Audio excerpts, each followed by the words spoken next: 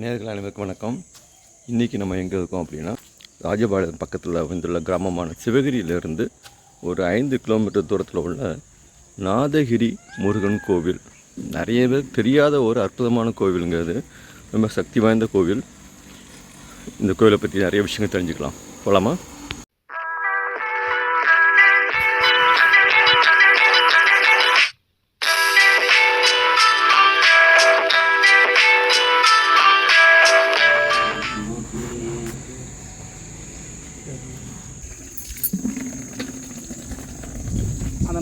இன்றைக்கி நம்ம எங்கே வந்திருக்கோம் அப்படின்னா, தென்காசி மாவட்டத்தில் சிவகிரி தாலுகா பக்கத்தில் ராயகிரி அப்படிங்கிற ஊரில் இருந்து ஒரு 3 கிலோமீட்டர் தொலைவில் உள்ள கூடலூர் அப்படிங்கிற பகுதியில் அமைந்துள்ள நாதகிரி முருகன் கோவிலுக்கு வந்திருக்கோங்க.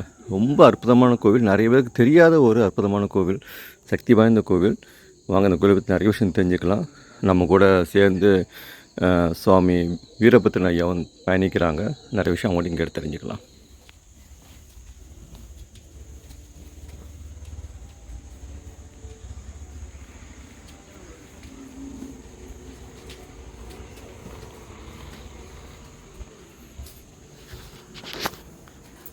இப்போ இதெல்லாம் போட்டு எத்தனை வருஷம் ஆச்சுமா? இப்போ இது 3 வருஷம். 3 வருஷம் ஆச்சுது.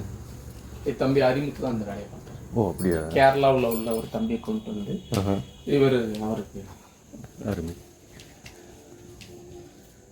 இந்த கோயில் என்ன மகிமையான விஷயங்கள்? முருகன் உடைய இந்த அருள் வந்து எப்படின்னா, பகை நீக்கிறவர், புத்திர பாக்கியம் கொடுக்கிறவர், மன அமைதி இங்க வந்தா கிடைக்கும். மிக முக்கியமானது மன அமைதி இங்க வந்து கிடைக்கும்.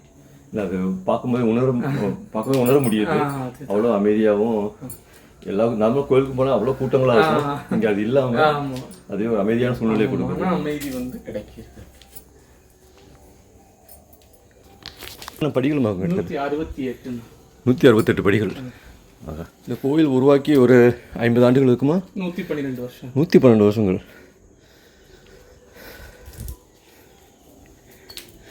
நல்லா செங்குத்த ஏறுது படி. ரொம்ப அருமையாக பண்ணியிருக்கிறாங்க.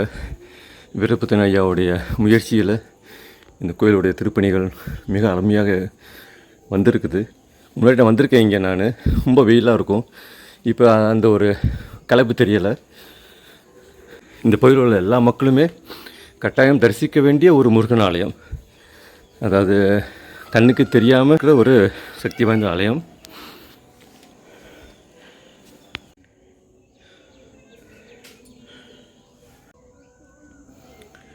இந்த ஆலயத்தின் மேலிருந்து இந்த பக்கத்தில் உள்ள கிராமங்களை பார்க்குற அழகே தனி அழகுங்க. அவ்வளோ அருமையாக இருக்குது. நிறைய மயில் கூட்டங்கள், எங்கே பார்த்தா மயில் சத்தமும் பறவைகள் சத்தமும் ஈங்காரங்களும் மனதை கொள்ளை கொள்கின்றன. ராஜபாளையத்துலேருந்து ஒரு 20 கிலோமீட்டர் தூரமும், தென்காசிலேருந்து ஒரு 50 கிலோமீட்டர் தூரத்துலையும் இந்த ஆலயம் அமைஞ்சிருக்குது. பக்கத்தில் ரயில்வே ஸ்டேஷன் பார்த்திங்கன்னா ராஜபாளையம், இல்லைன்னா சங்கரங்கோவில். ஆனால் ராஜபாளையம் வர்றது தான் நமக்கு நியர்பை ரயிலில் வர்றவங்களுக்கு. இந்த சிவகிரி பக்கம் வந்துட்டு கூடலூர் நாதகிரி முருகன் கோவில் அப்படி நீங்கள் கேட்டாலே இங்கே உள்ள மக்கள் சொல்லிடுவாங்க. இன்னும் நிறைய பேர் தெரியாததுனால இந்த கோயில் இன்னமும் அந்த அமைதியுடன் ஒளிவுடனும் காணப்படுது. இவ்வளோ தான், ஒரு சிறிய கோயில் தான், ஆனால் அவ்வளோ சக்தி வாய்ந்த கோவில்.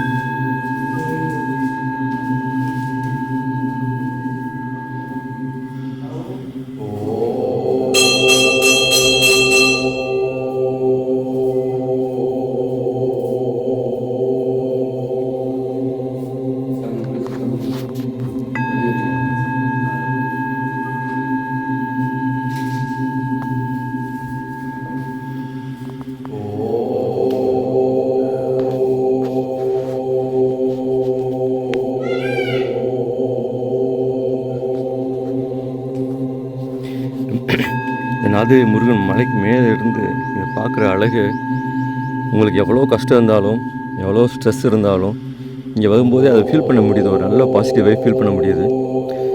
இப்படி ஒரு அழகான ஒரு காட்சி அமைப்புகள், அமைதியான விஷயம் நம்மளுடைய செவிக்கும் மனதிற்கும் ரொம்ப ஒரு என்ன சொல்கிறதுன்னா, நம்ம அப்பப்போ நம்மளுடைய பைக்கில் சர்வீஸ் விடுவோம் பார்த்திங்களா, அந்த மாதிரி நம்ம இந்த மாதிரி இடத்துக்கு வர்றது நம்மளே வந்து ஒரு சர்வீஸ் பண்ணிக்கலாம் மாதிரி.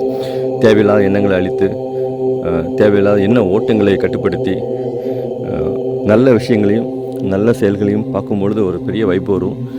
இந்த ஆலயத்தில் எனக்கு அது ஃபீல் ஆகுது. இந்த பகுதி மக்கள் இதை பார்த்துட்டு இருக்கிறவங்க எல்லாருமே கட்டாயம் ஒரு தடவையாக வந்து பாருங்கள். அதுக்கப்புறமா இதோடைய மகிமை உங்களுக்கு புரியும். வாங்க அமைதியாக இதோடைய மற்ற காட்சிகளை பார்க்கலாம்.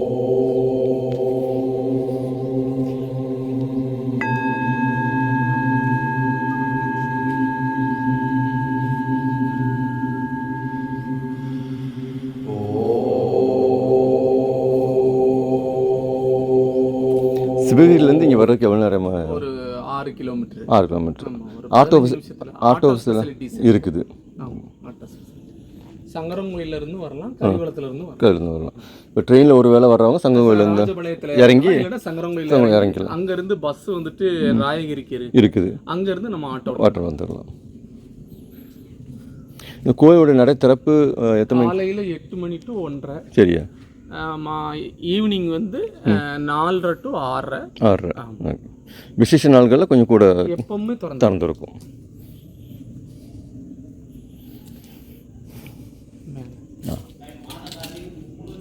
அதான் சொல்லியிருக்கேன். ஓ சரி. இது அகஸ்தியர் இங்கே அகஸ்தியர் தவம் பண்ண இடம். அகஸ்தியர் தவம் பண்ண இடம் என்னன்னா, தமிழ்நாட்டிலேயே கோயிலுக்கு மேலே அகஸ்தியர் லோகாம்பாள் சிலை இருக்கிற இடம் இங்கே மட்டும்தான். ஓஹோ. அகஸ்தியருக்கு அது மலைக்கு மேலே, கோயிலுக்கு மேலே. மலைக்கு மேலே. இப்போ இதுக்கான பணிகள் நடந்துட்டு இருக்குது. இப்போ ஒருவேளை இந்த திருப்பணிகளுக்கு உதவி பண்ண நினைக்கிறவங்க ஏதாவது நம்ம கோயிலை கான்டாக்ட் பண்ண ஓகேவா? நம்ம கான்டாக்ட் பண்ண ஓகே. நேரில் இப்போ நீங்கள் பார்த்துட்டு இருக்கிறது அகஸ்தியருடைய திருத்தம். இது இப்போ ஐயா பேசுறது கேட்டிருப்பீங்க நீங்கள்.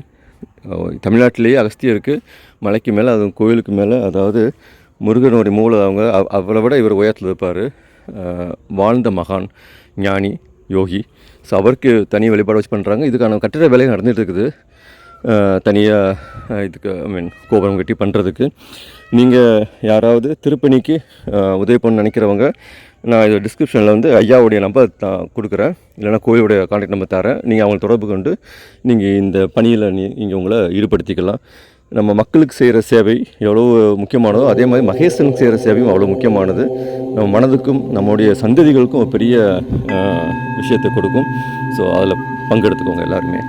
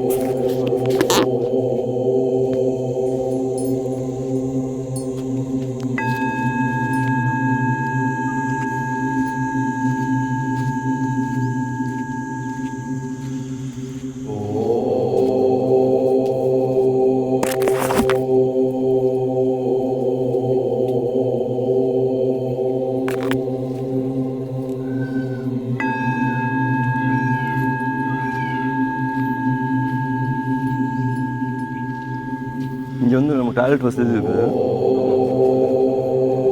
பக்தர்கள் பயன்படுத்திக்கிறதுக்கு ரெஸ்ட் ரூம்.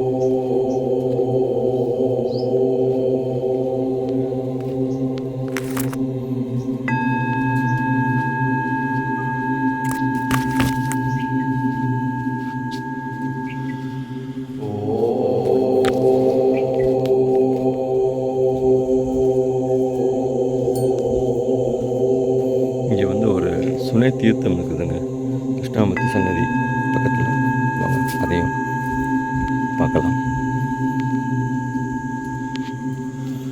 அத்தனை அம்சங்களும் நிறைந்த ஒரு மலை. இப்போ நீங்கள் பழனி மலைக்கு போகும்பொழுது, திருத்தணி மலைக்கு போகும்பொழுது, அந்த முருகனை சந்திக்க தரிசனம் பண்ணும்பொழுது என்ன ஒரு வைப்பு, பாசிட்டிவ் வைப்பு, ஒரு எண்ணங்கள் ஏற்படுமோ அதைத்தான் எனக்கு உணர்றேன் நான் இங்கே. இது வந்து வற்றாத சொன்னீங்க, இப்பவுமே வற்றாது.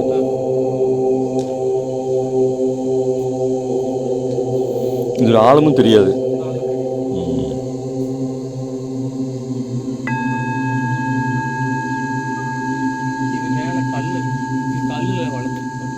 ஆமாம், பாறையிலே வளர்ந்துருக்கு. இது என்ன மரம் அது? கல்லத்தி. ஓ, இங்கேருந்து போதோட பேர் ரொம்ப அற்புதமாக இருக்குது. இறை சக்தியே சக்தி. நம்ம அதெல்லாம் மறந்துட்டு இதுக்கு முன்னாடி ஓடிட்டு இருக்கிறோம். வாழ்க்கைனா என்ன, எப்படி வாழ வேண்டும், வாழ்க்கை எதை நோக்கி செல்ல வேண்டும் அப்படிங்கிறதுக்கெல்லாம் இந்த மாதிரி இடங்களுக்கு வரும்பொழுதும், ஐயா மதியா மனிதர்களை சந்திக்கும் பொழுதும் கிடைக்கிற அனுபவங்கள் நம்ம இன்னும் மேம்படுத்தும், செம்மைப்படுத்தும் விஷயம். வாங்க இங்கே எல்லாருமே இங்கே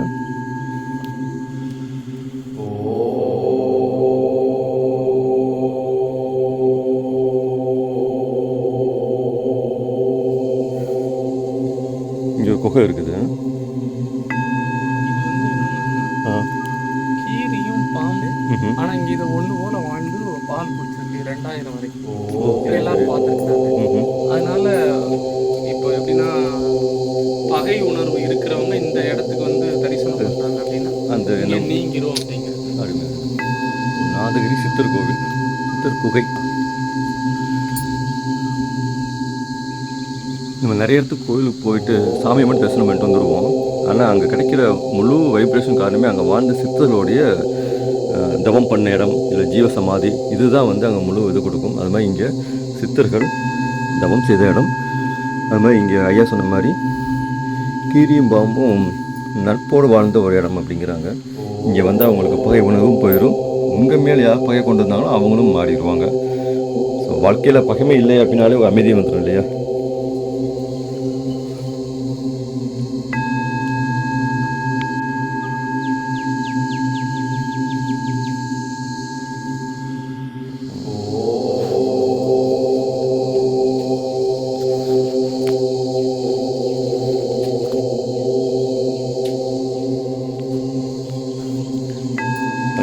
சித்தர்களும் அடங்கிய சித்தர் பூமி, சித்தர் பீடம்.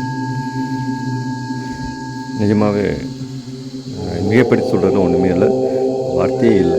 அவ்வளோ ஒரு அமைதி. ஆலயம் போயிட்டாலே ஒரே கூட்டம், நெரிசல், ஒரு அமைதியில்லா சத்தங்கள். வியாபாரமாகி போன காலகட்டத்தில் இங்கே இப்படி ஒரு ஆலயம், இந்த மாதிரி மலைக்கு மேலே பசுமை மாறாமல், இயற்கை அழியாமல், அதுவும் நல்லபடியாக பராமரிக்கிறாங்க. சில இடத்த பார்த்திங்கன்னா மக்கள் அதிகம் வராத ஒரு ஆலயமாகட்டும், இல்லை தள்ளி இருக்க ஆலயத்தில் பராமரிப்பு இல்லாமல் இருக்கும். ஆனால் இங்கே அத்தனை பராமரிப்பும் நடந்துகிட்டு இருக்குது. நான் இந்த கோயிலுக்கு ஒரு 8 வருடம் முன்னாடி வந்திருக்கிறேன். அப்போ இருந்த ஒரு இதுக்கும் இப்போ நல்ல ஒரு முன்னேற்றம். மக்கள் எல்லாமே ஒரு சிரமம் இல்லாமல் வந்துட்டு போகிற அளவுக்கு வீரபத்ரன் ஐயாவுடைய முயற்சியில் நிறைய விஷயங்கள் இங்கே மாறி இருக்கிறத கண்கூட பார்க்க முடியுது. இது ஒரு பெரிய ஒரு புண்ணிய விஷயங்கள். இதை எல்லாமே பயன்பெறணும். இந்த காணொலியை பார்த்துருக்க எல்லாரும் இந்த பகுதி மக்களாக இருந்தாலும் சரி, இல்லை நம்ம தென்காசி, ராஜபாளையம், மதுரை வட்டாந்திர வாழ்கிற மக்களாக இருந்தாலும் சரி, கட்டாயம் வாங்க. வந்துட்டு பிடித்திருந்தால் மற்ற மக்களுக்கும், உங்கள் நண்பர்களுக்கும், குடும்பங்களுக்கும் இந்த ஒரு நல்ல விஷயத்தை பகிர்ந்துக்கோங்க. நல்லதை பகிர்வோம், நல்லதை நினைப்போம், நல்லதே நடக்கும்.